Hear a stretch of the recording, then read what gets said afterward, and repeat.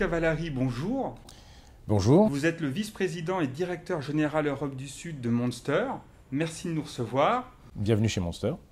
Où en est le rachat de Monster? Alors, question inévitable, je pense, en début d'interview. Les choses avancent vite et bien.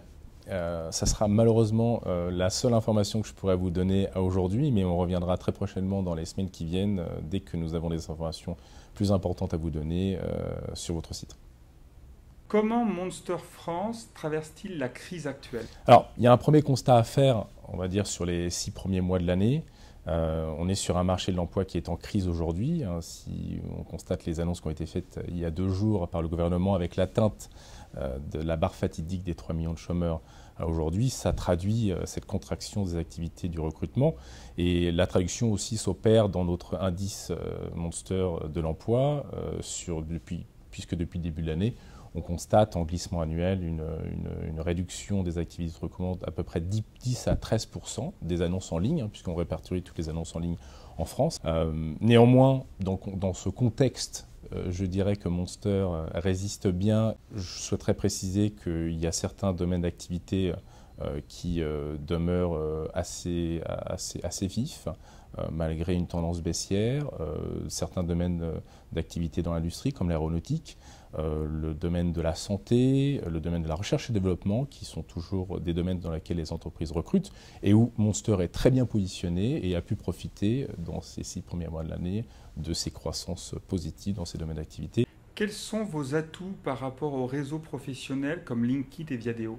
Si on regarde juste l'étude qui a été effectuée, que Monster a effectuée en partenariat avec IFOP il y a quelques mois de cela, 70% des internautes indiquent que l'utilisation des réseaux sociaux professionnels pour eux est un outil annexe et pas l'outil principal, puisque largement, à près de 90%, l'étude montre aussi que les sites d'emploi sont aujourd'hui les sites préférés pour les candidats. Quel bilan tirez-vous du lancement de Binone sur Facebook? On a complètement intégré l'arrivée des réseaux sociaux dans notre stratégie globale et mondiale avec le lancement de Binone, qui est notre réseau social professionnel sur Facebook. Ça permet aujourd'hui aux recruteurs qui font confiance à Monster de pouvoir avoir une audience supplémentaire sur le réseau social français le plus important, avec 25 millions d'utilisateurs, de diffuser des informations d'entreprise via leur profil, qui peuvent créer gratuitement sur notre site.